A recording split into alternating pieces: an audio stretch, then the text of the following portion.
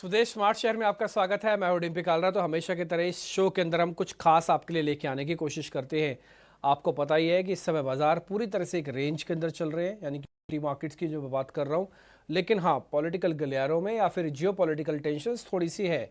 India और पाकिस्तान के साथ जो इस समय कशमकश चल रही है, उसका इम्पैक्ट क्या रियल एस्टेट पे कुछ आ सकता है, इसके डिफरेंट डिफरेंट एंगल हम समझने की कोशिश करेंगे कार्यक्रम में। तो अश्विंदर होंगे जो आपको ये समझाएंगे कि आखिरकार ये जो इस समय पूरा मैटर चल रहा है, जिसमें भारत ने एक बदला लिया है, या फिर मैं ये बोलूँगा एक रिटेलिएशन किया है, एक पहली किश्त दी है जो आतंकियों ने हमारे देश में हमला किया था उसकी, उसको लेकर आज हम एक चर्चा करेंगे कि बॉर्डर स्टेट में रियल एस्टेट को लेकर क्या करना चाहिए। तो हमारे साथ अश्विंदर होंगे ये बातचीत देने बताने के लिए। इसके अलावा प्रेस्टीज ने, जो कि बेंगलुरु की या मैं बोलूँगा सदर्न इंडिया की एक बेहतरीन कंपनी है, वो अब नॉर्थ इंडिया दिल्ली एनसीआर के बिजनेस में भी कदम रख चुकी है और मेरठ एक्सप्रेसवे पे उसका पहला प्रोजेक्ट भी आ रहा है। इसको लेकर पूरी पड़ताल करेंगे। मेरे सहयोगी प्रशांत आपको इसके बारे में पूरी जानकारी देंगे। साथ ही अनुराग शाह हमको वो घर दिखाएंगे जो मिस्टर कोटक ने अभी अभी रिसेंटली खरीदा है। क्या उसकी रकम है, क्या इसकी इंपॉर्टेंस है, उस जगह पे वो क्या करेंगे, जबकि बिल्कुल साथ वाला घर भी उन्हीं का ही है। तो इसको लेकर पूरी पड़ताल हम आपके सामने करेंगे और ये वर्ली सी फेस पे है, इतना मैं हिंट आपको कर दूं। और उसके आप रेट वगैरह सुनेंगे तो आप हैरान भी हो सकते हैं। साथ ही साथ आज हमारे साथ एक और मैनेजमेंट भी जुड़ेंगी और वो नो ब्रोकर के अखिल होंगे हमारे साथ। उनसे बातचीत करेंगे और उनसे ज़रा ये समझने की कोशिश करेंगे कि देखिए, बाज़ार या रियल एस्टेट गिर तो नहीं रहे हैं, लेकिन क्या स्लो डाउन आ सकता है? गिरने में और स्लो डाउन होने में थोड़ा सा फ़र्क है। स्लो डाउन का मतलब कि धीरे धीरे धीरे करके आपके रेट रुक जाएंगे बढ़ने में और हल्का हल्का फॉल आएगा। फॉल जिसमें सीवियर फॉल तो नहीं है, ऐसा तो नहीं होने जा रहा है। इन सब चीज़ों पे हमारी आज की पूरी डिस्कशन है। तो करते हैं कार्यक्रम की शुरुआत सबसे पहले नो ब्रोकर की मैनेजमेंट के साथ। अखिल, पहले तो बहुत शुक्रिया, थैंक यू वेरी मच समय देने के लिए आज ईटीन देश को। और एक खास हमारा कार्यक्रम है, रियल एस्टेट से डेडिकेटेड है, तो उसमें आप हमको समय देते हैं, अच्छा लगता है। मेरा पहला क्वेश्चन यही है कि स्लो डाउन लग रहा है आपको आ सकता है? कुछ कुछ जगहों पर रेट इतने ज़्यादा बढ़ चुके हैं या डिमांड में हल्का सा धीमापन, क्या उस जगह के प्राइजेस को रोक सकता है, वहाँ की ग्रोथ को, वहाँ की डिमांड को कम कर सकता है क्या? एक बार आपका टेक इस पे चाहिए। देखिए, आई थिंक बहुत ही अच्छा सवाल है। और प्रॉपर्टी में स्लो डाउन आ रहा है या रेट कम होने वाली है, इस पे मैं आपको थोड़ा सा विस्तृत में जवाब देता हूँ कि कैसे सिस्टम चलता है। तो बेसिकली अगर आप देखेंगे, सन 2000 से 18 तक रियल स्टेट में ज़्यादा कुछ हुआ नहीं था, क्योंकि इंडियन रियल स्टेट एक ट्रांसफॉर्मेशन से जा रहा था। रेरा आ रहा था, डिमोनेटाइजेशन हुआ था। तो इन सब में क्या हुआ है, उसके बाद से जब से रेरा आया है, रेरा एक बहुत ही अच्छा लॉ है। उससे जो भी बिल्डर जिनका इंटेंट नहीं था कस्टमर को सर्व करने का, वो सब अब मार्केट में से निकल चुके हैं। So there is a consolidation. और अब जो बिल्डर्स हैं, they are looking for genuine service to the customers. अब इसके बाद आया कोविड। कोविड के अंदर हमने एक बहुत बड़ा बूम देखा, जिसमें बहुत जबरदस्त डिमांड आई घरों के लिए। क्योंकि कोविड से जस्ट पहले एक विचार लोगों का चल रहा था, वो ये था कि do we really need to buy houses. People were thinking कि यार हम रेंट पे रह लेंगे, हम किराए की गाड़ी चलाएंगे, हम उबर ओला में घूमेंगे और उस तरीके से हो जाएगा। बट जब कोविड आया तो लोगों ने रियलाइज किया कि खुद के घर की बहुत बड़ी वैल्यू है। तो उस समय एक बहुत पेंट अप डिमांड आई। और जब वो डिमांड आई तो हमारी सालों की जो इन्वेंट्री बची हुई थी वो खत्म हो गई। उससे बहुत ज्यादा लॉन्चेस हुए। तो एवरी डेवलपर स्टार्टेड लॉन्चिंग। तो 23 और 24, जो कि 24 के अंदर पीक हुआ, हमारे पास इतने लॉन्चेस हुए। और जब रेट्स बढ़े तो बहुत सारे इन्वेस्टर्स मार्केट में आए। तो अभी तक जो था उसमें दोनों तरीके की डिमांड थी, बहुत सारे इन्वेस्टर्स भी थे और बहुत सारे एंड यूजर्स भी थे। अब जो हो रहा है उसमें, क्योंकि अब रेट स्टेबलाइज हो रही है, कोई भी चीज जिस रेट से बढ़ रही है उस रेट से हमेशा नहीं बढ़ सकती। अगर आप रियल एस्टेट के रेट देखें तो 2021 से लेके 20 से लेके 24-25 तक कहीं कहीं पे रेट दुगने भी हो गए। तो अब आप ये नहीं हम्म। अज्यूम कर सकते कि हर 5 साल में रेट दुगने हो जाएंगे, क्योंकि उस रेट से ना हमारी इनकम बढ़ रही है, ना लोगों की सैलरी बढ़ रही है, ना हमारा पर कैपिटा बढ़ रहा है। तो रेट में स्लो डाउन आना था, जो अब आया है। बट उससे हमें जो हमारा डेटा दिख रहा है, उससे हमें ये नहीं दिख रहा है कि रेट्स कम हो रहे हैं। रेट्स बढ़ नहीं रहे हैं, प्लेट्यू हो रहे हैं। और सब जगह सिस्टम ऐसा ही चलता है, बहुत तेजी से रेट बढ़ते हैं, फिर प्लेट्यू होता है, फिर वापस से पेंटअप डिमांड आएगी, फिर रेट बढ़ेगा। तो अगर आप अभी शहर देखेंगे बैंगलोर हैदराबाद, उसमें अभी भी बहुत डिमांड है। हैदराबाद में तो इनफैक्ट लास्ट क्वार्टर में जब हम देख रहे हैं तो 7,400 पर स्क्वायर फीट की जो रेट थी वो 7,800 के आसपास आ गई है। तो 5% का इंक्रीमेंट हुआ है पिछले क्वार्टर में। बाकी सब शहरों में ये प्लेट्यू चल रहा है। But there is a very big demand for and users. और लॉन्चेस अब कम हो गए हैं, बट जो पहले लॉन्चेस हुए थे वो अब बिल्डर्स के खत्म होने लगे हैं। तो अब लॉन्चेस उत तेजी से नहीं हो रहे हैं क्योंकि रेट्स स्टेबलाइज्ड हैं। बट कहीं पे भी हमें रेट्स कम होते हुए तो अभी क्या हाल फिलहाल में नहीं दिख रहा है। ओके, ठीक है। अखिल, एक चीज़ और समझनी है आपसे। आपको नहीं लगता कि इस समय एक ऐसा समय भी है जब रेंटल मार्केट्स के लिए भी प्रॉपर पॉलिसीज़ होनी चाहिए? अभी आपने मेरे को रेरा का एग्जांपल दिया। आपने ये भी बताया कि अब पुराने जो जिनकी इंटेंशन ख़राब थी वो सारे बिल्डर्स छट रहे हैं, पॉलिसी फ्रेमवर्क अच्छा हुआ है, रेगुलेशन कंप्लाइंसेस बड़ी हैं। आपको लगता है कि रेंटल को लेकर एक बड़ी पॉलिसी लेके आने की ज़रूरत है? हम तो इस बार के बजट में भी यही एक्सपेक्ट कर रहे थे, बट अनफॉर्चुनेटली आई नहीं। थोड़े थोड़े कदम उठाए गए, बट एक प्रॉपर रेंटल पॉलिसी चाहिए। सर, अगर आप 3 साल पीछे जाएंगे ना तो 2021 में एक बिल पास हुआ था, मॉडल टेनेंसी एक्ट। हम्म। उसने पूरी गाइडलाइंस दी हुई हैं। तो सेंटर ने एक एक्ट पास किया है which states have to implement. तो अगर आप महाराष्ट्र में देखेंगे, महाराष्ट्र में आपका जो रेंटल एग्रीमेंट होता है उसको प्रॉपर रजिस्टर करना पड़ता है, जहाँ पे टेनेंट को केवाईसी, ओनर को केवाईसी बहुत अच्छे से इम्प्लीमेंट हुआ है। सन 1991 के बाद जब हमारे यहाँ पे अटैक हुआ था मुंबई में, उसके बाद वो इम्प्लीमेंट हुआ था। Similar kind of law and guidelines have been set where आपका कितना मैक्सिमम डिपॉजिट होना चाहिए। If I am not wrong, 2 से 3 महीने का मैक्सिमम डिपॉजिट है जो उस टेनेंसी एक्ट में कहता है। और आपका केवाईसी किस तरीके से होगा, आपको रेंटल एग्रीमेंट रजिस्टर करना पड़ेगा। बट प्रॉब्लम यह है कि हमारे यहाँ पे लॉ सेंटर बनाता है, इम्प्लीमेंट स्टेट्स करते हैं। तो अभी स्टेट्स ने इम्प्लीमेंट नहीं किया है उनको, and I am not sure वो कब होने वाला है। बट वो जब एक्ट आएगा और वो जब स्टेट इम्प्लीमेंट कर देंगे, वो बहुत अच्छे से स्ट्रीमलाइन कर देगा चीजों को। क्योंकि रेंटल्स में अभी भी प्रॉब्लम है। बॉम्बे बैंगलोर में अगर आप देखेंगे तो ओनर्स जो है वो 8 से 10 महीने का डिपॉजिट मांगते हैं। रेंट्स बढ़े हैं, कभी कहीं कहीं पे रेंट 60,000 70,000 रुपये हो गया है। तो ओनर्स समझ रहे हैं कि उन्हें 6 से 7 लाख रुपए का डिपॉजिट मिलना चाहिए, विच इज एट्रोशियसली हाई। तो आप बिल्कुल सही कह रहे हैं, लॉ की जरूरत है, लॉ है भी फ्रेमवर्क में। I think it has to be implemented by states now. Hmm. Akhil, एक और चीज़ भी है, क्योंकि आपकी कंपनी पैन इंडिया सर्व करती है तो आपके पास मेरे से कहीं ज़्यादा अच्छा एक्सपीरियंस भी हो सकता है फीडबैक के तौर पर। वो ये है कि कई जगहों के प्राइजेस एबनॉर्मली राइज हुए हैं। ये गुड़गांव को देख के कई बार ऐसा लगता है, कई बार बेंगलुरु को देख के लगता है, और कई बार कई सिटीज़ के रेट अभी भी बहुत अच्छे से नहीं बढ़े। एग्जाम्पल के लिए अगर आप भोपाल जाएं तो शायद आपको अभी भी थोड़ा कंफर्ट आ जाए, और अगर आप थोड़ा बहुत अलीगढ़ की तरफ जाएं तो शायद आपको थोड़ा बहुत कंफर्ट आ जाए, है ना?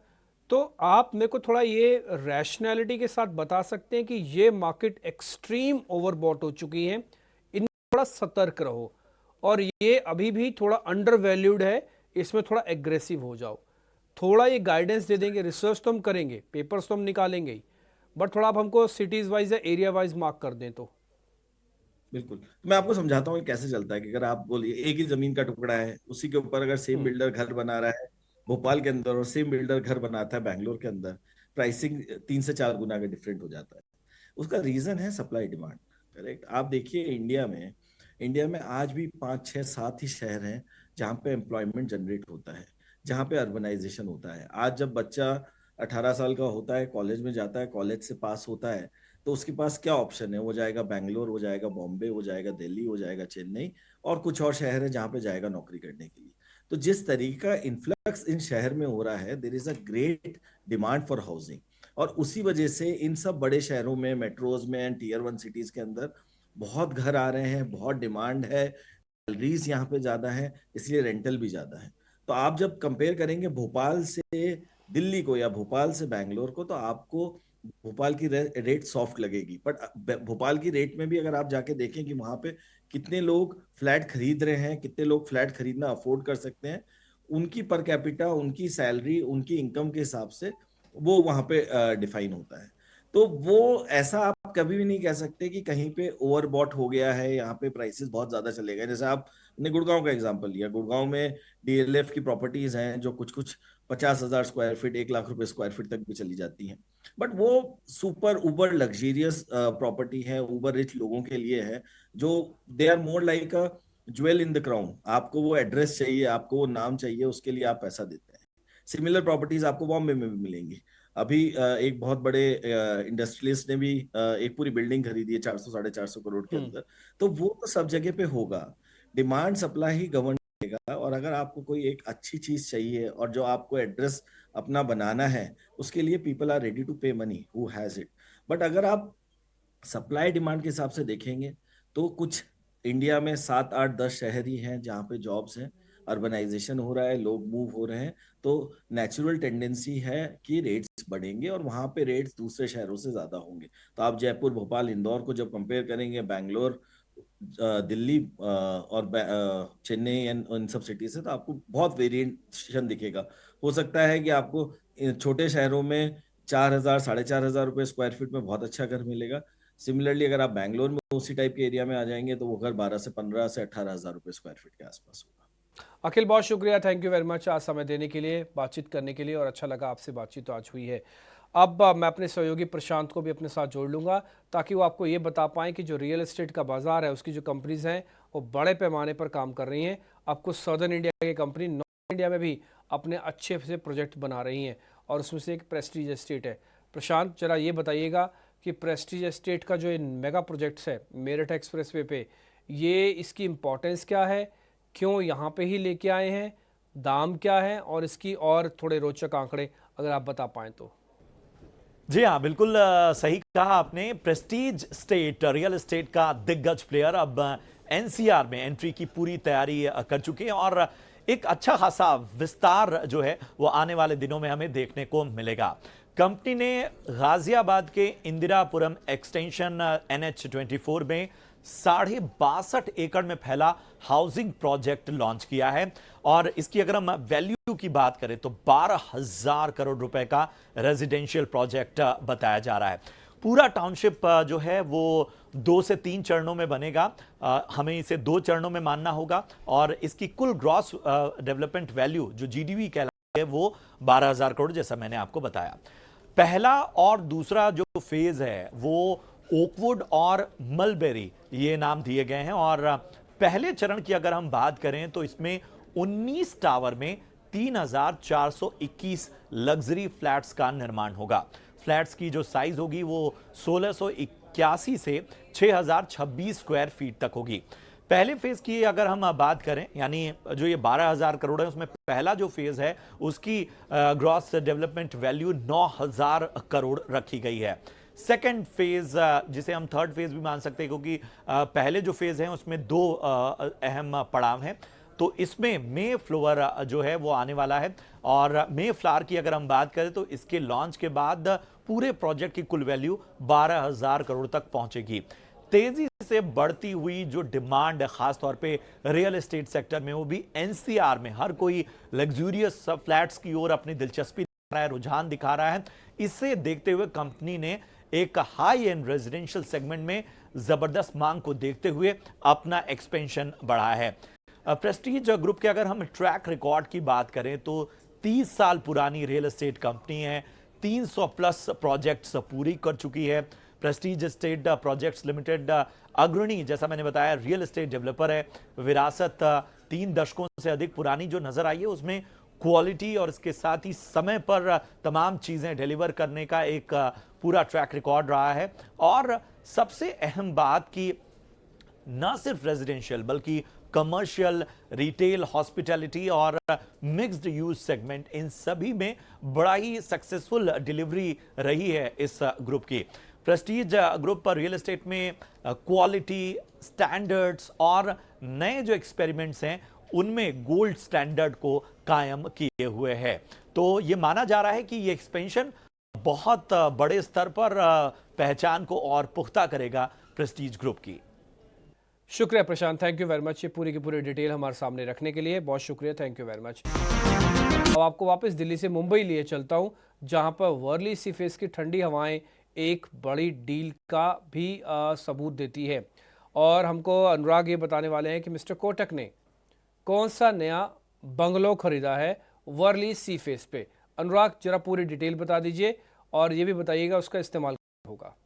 19 शिवसागर, ये जो मुंबई का पता है जहां पर एक नया रिकॉर्ड बना है रियल एस्टेट डील का, वो है 2,75,000 रुपए प्रति स्क्वायर फीट। पर स्क्वायर फीट का नया रिकॉर्ड रियल एस्टेट डील के अंदर हुआ है। और जो मशहूर बैंकर है उदय कोटक, उनके द्वारा इस में 8 और अपार्टमेंट खरीदे गए हैं। और अब कुल जो 24 अपार्टमेंट है वो सारे के सारे अपार्टमेंट अब उदय कोटक के होंगे।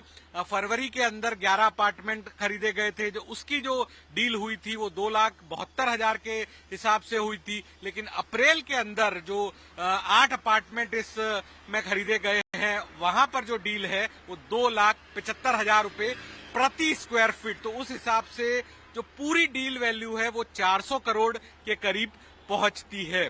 इसके अलावा आप इस बंगले से जुड़ा हुआ जो ये कंस्ट्रक्शन देख रहे हैं, ये कैंपेन हाउस है जो कि साल 2018 में उदय कोटक के द्वारा खरीदा गया था 385 करोड़ में। तो उससे बराबर पे ही अब ये नई खरीद की गई है, जिसकी जो वैल्यू है प्रति स्क्वायर फीट की, वो देश के अंदर अब तक का सबसे महंगा रियल एस्टेट सौदा है। 3.25 लाख रुपए प्रति स्क्वायर फीट का, जो कि मुंबई के वर्ली सी फेस के सामने और जो कोस्टल रोड की शुरुआत होती है वहां पर बैंकर उदय कोटक के द्वारा खरीदा गया है। कैमरा पर्सन महेश कटकम के साथ मैं अनुराग शाह, ईटी नाउ स्वदेश के लिए।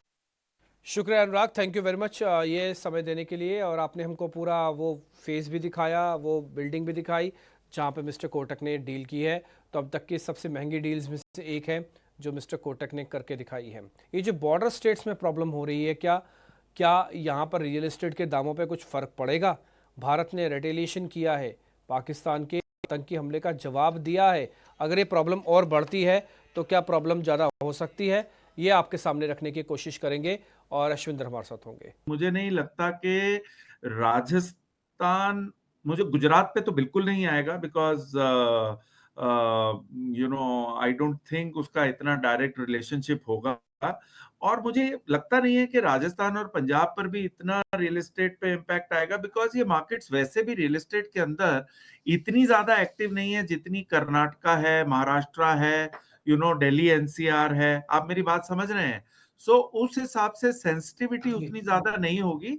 बट यस, अगर वॉर होती है तो थोड़ा सा इम्पैक्ट पंजाब पर ज्यादा आ सकता है, उसके बाद राजस्थान और उसके बाद गुजरात, क्योंकि पंजाब का बॉर्डर एकदम साथ में है और सबसे पहले जो इम्पैक्ट आएगा जेएनके के अलावा वो पंजाब के ऊपर ही आएगा। देखो Dimpy, we always discuss some very good topics. Dwarka expressway is an example जहां पर delayed rewards, real estate is all about delayed rewards and long term investment. आप 32% कर रहे हो, अगर आप उसको 1 साल और जोड़ दो तो द्वारका एक्सप्रेसवे की जो प्राइस सर्ज है वो 70% के करीब है। और इसके अंदर जो सबसे बड़ी बात है, पोस्ट कोविड हमने देखा है कि एक स्ट्रक्चरल शिफ्ट हुआ है इंडिया अर्बन रियल एस्टेट में। बायर जो है वो ग्रेविटेट कर रहा है towards well connected self contained micro market, और द्वारका एक्सप्रेसवे बिल्कुल फिट होती है, जो एक वेल कनेक्टेड है, जहां पर इंफ्रास्ट्रक्चर पे इन्वेस्टमेंट हुई है और एक सेल्फ कंटेन्ड माइक्रो मार्केट है और एकदम एयरपोर्ट के साथ लगी हुई है, और वो दिल्ली और गुड़गांव को जोड़ती है। तो द्वारका एक्सप्रेसवे आज की स्टोरी नहीं है, वो 2006-2007 में इसकी बात होनी शुरू हुई। 2012 के अंदर वहां पर डेवलपर आ गए थे, उन्होंने माल बेचना शुरू कर दिया था कि 4-5 साल में द्वारका एक्सप्रेसवे पूरा बन जाएगा। फिर उसके अंदर लीगल हर्डल्स आई, लैंड एक्विजिशन की हर्डल आई, केसेस हुए, वहां के आसपास के जो गांव थे उन्होंने उसके ऊपर बहुत ज्यादा प्रोटेस्ट किया और ये चीज चलती रही। और द्वारका एक्सप्रेस की इन्वेस्टमेंट जो थी, लोगों ने अगर 100 रुपया की थी, वो एक टाइम पर 50 भी आ गई थी और लोग बहुत घबराए हुए थे। डेवलपर के पैसे नहीं बन रहे थे, होम बायर के पैसे नहीं बन रहे थे, इंफ्रास्ट्रक्चर नहीं बन रहा था। और आया 2024, पूरा लीगल हर्डल्स खत्म हो गई, द्वारका एक्सप्रेसवे पूरा बन गया और लोगों की इन्वेस्टमेंट्स डबल और ट्रिपल हो गई हैं जिन्होंने 2012 में खरीदी थी।